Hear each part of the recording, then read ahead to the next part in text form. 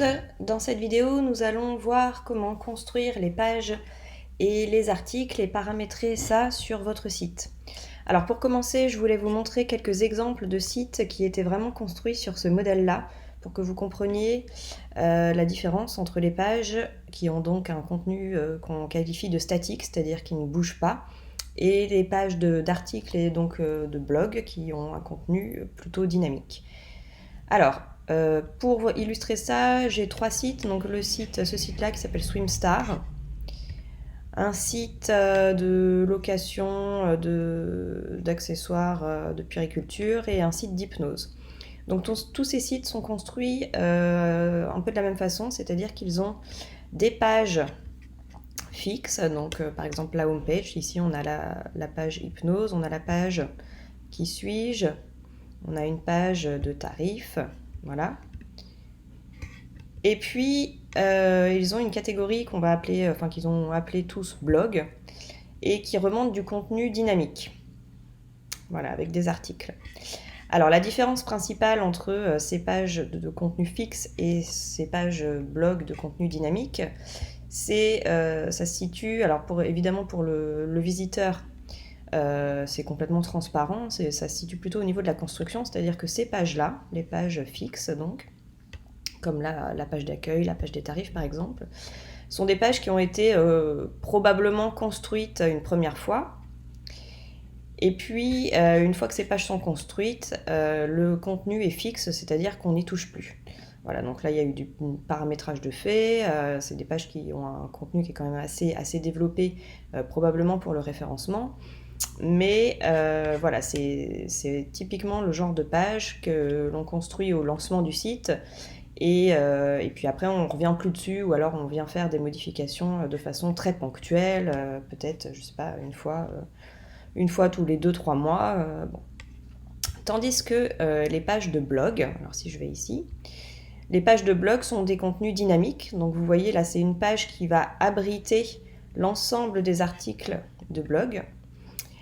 Donc de la même façon, cette page a été construite une fois et paramétrée pour qu'à chaque fois qu'un nouvel article est publié, celui-ci remonte de façon automatique en haut de la page, voilà.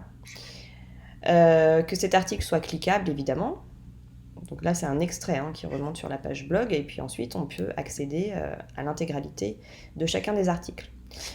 Donc voilà, donc ça c'est vraiment du contenu dynamique. Et ça permet au site d'être vivant, entre guillemets, et d'avoir un contenu régulier qui va évidemment profiter au référencement du site, puisque Google apprécie les sites les sites qui renouvellent leur contenu régulièrement ou qui rajoutent du nouveau contenu. Voilà donc pour la petite explication, et du moins pour quelques exemples de sites avec des pages de contenu statique et des pages de contenu dynamique.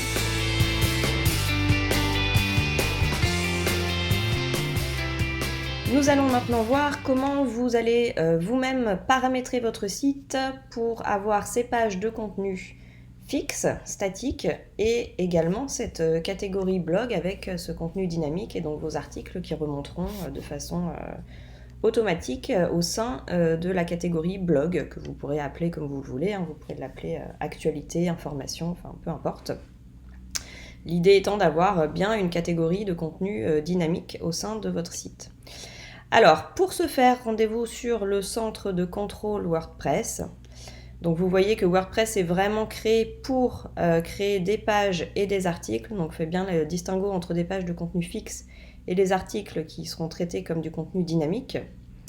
Donc ce que je vous suggère, c'est d'abord de faire une vérification de ce que vous avez déjà paramétré. Donc vous vous rendez sur toutes les pages. Et là, vous allez avoir accès à la liste vraiment complète de toutes les pages que vous avez créées depuis que vous manipulez WordPress. Et donc vous allez remarquer, ou pas d'ailleurs, que probablement l'une des pages est marquée avec ce petit texte, la page d'accueil. Donc WordPress vous indique déjà quelle page est utilisée pour la page d'accueil de votre site. Donc, l'idée, c'est effectivement de construire déjà une page que vous utiliserez pour votre homepage, si ce n'est pas déjà fait. Donc là, moi j'avais sélectionné celle-ci, mais en réalité c'est celle-ci que je veux utiliser. Donc je vais aller là-dessus pour la modifier. Donc pour rappel, les pages, les articles se traitent vraiment de la même façon, c'est-à-dire que ce sont des blocs qu'on va gérer, qu'on va vraiment créer de la façon... enfin là, c'est de la création, j'ai envie de dire. Donc moi, ce que je vous suggère sur votre page d'accueil, c'est d'avoir un petit texte de présentation, quelques images, des informations pratiques en fonction de la thématique de votre blog. Voilà. L'idée sur une page d'accueil, c'est évidemment de présenter aux visiteurs le contenu qu'il peut s'attendre à trouver sur le site. Voilà, et puis vous allez créer également, donc vous faites ajouter une page qui servira d'hébergement un peu pour votre blog. Donc, l'idée pour cette page-là n'est pas forcément de construire quelque chose de très esthétique, puisque de toute façon, l'intérieur de cette page-là sera composé des extraits d'articles qui remonteront automatiquement. Donc voilà, je vais l'appeler le blog du site. Donc moi, je me contente de créer une page avec juste un nom. Voilà, publier. Alors publier ne veut pas dire qu'elle est en ligne sur le site, puisque pour l'instant, je n'y ai pas donné accès. Donc voilà, le blog du site, une nouvelle page a été créée. Ensuite, donc, nous allons paramétrer cette page pour que ce soit bien les articles qui remontent sur celle-ci. Donc là, rendez-vous dans Apparence personnalisée. Donc moi, je l'ai ouvert sur un nouvel onglet. Donc là, vous vous rendez compte que déjà ma page d'accueil qui est sélectionnée n'est pas celle que je souhaite. Donc je vais me rendre dans Réglages de la page d'accueil. Et là, WordPress me propose 2 options.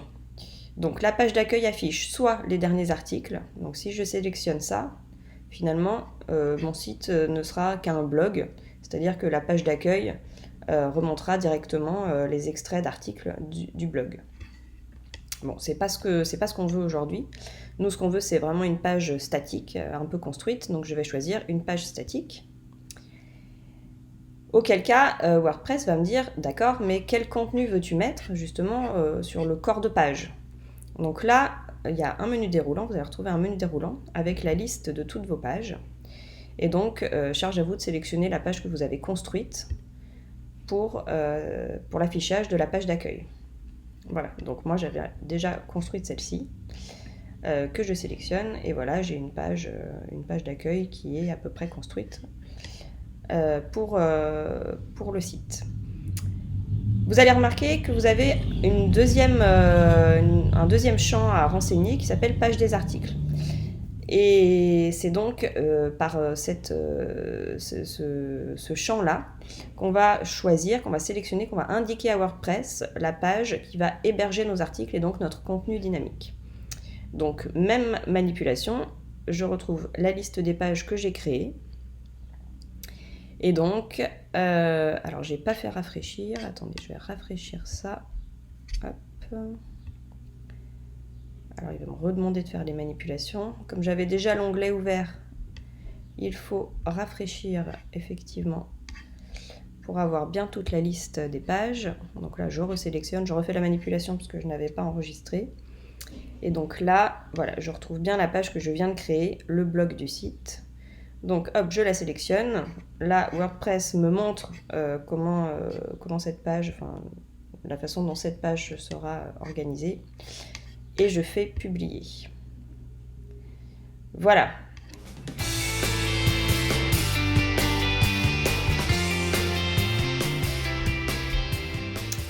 Retour sur l'interface, le back-office du WordPress et le centre de contrôle principal. Pour la dernière étape, puisque maintenant que vous avez bien paramétré la page d'accueil et le blog, il va falloir tout simplement donner accès au blog, puisque là aujourd'hui vous avez fait le paramétrage, mais finalement vos visiteurs n'ont pas de bouton ou de lien pour accéder à votre catégorie blog. Donc là, je vous affiche du coup ce que donne mon site, hein. Donc vous voyez que j'ai bien, là j'ai la page d'accueil, j'ai bien mon menu avec les accès que j'ai paramétrés jusqu'à présent. Et donc pour donner accès à mon blog, donc à mon contenu dynamique, je vais tout simplement rajouter dans mon menu la page, le blog du site que j'ai créé spécifiquement. Donc ça se passe au niveau du menu. Donc je vais retourner dans Apparence menu. Encore une fois, je vous conseille vraiment de gérer ça à partir de cette interface-là plutôt que de l'interface de personnalisation. Et donc là, même manipulation. Je vais chercher ma page. Donc là, vous voyez les plus récentes. Non, je fais bien tout voir pour trouver toutes mes pages. Donc tout voir. Là, il me rappelle, c'est intéressant ça, il me rappelle que c'est cette page-là, bienvenue sur le site des étudiants bordelais, que j'ai sélectionné comme page d'accueil. Et comme ça, pour être sûr de ne pas me tromper, j'ai aussi page des articles. Donc je sais que c'est cette page-là qui héberge mon blog. Je fais ajouter au menu. Alors, non valide, je ne sais pas pourquoi. Actualité. Je vais faire enregistrer le menu. Alors, probablement parce que j'ai dû... voilà, c'est des anciennes pages que j'avais créées et puis supprimées. Donc, voilà, je les supprime. Je fais enregistrer le menu. Je vais retourner sur mon site. J'actualise ma page. Et voilà, vous voyez que ça y est, j'ai bien accès à mon blog. Et si je clique dessus, mes articles, j'ai bien mes articles qui remontent. Voilà, donc vous savez tout pour créer des pages de contenu statique et la catégorie blog de contenu dynamique de votre site. Donc maintenant, c'est à vous de jouer. Bonne journée!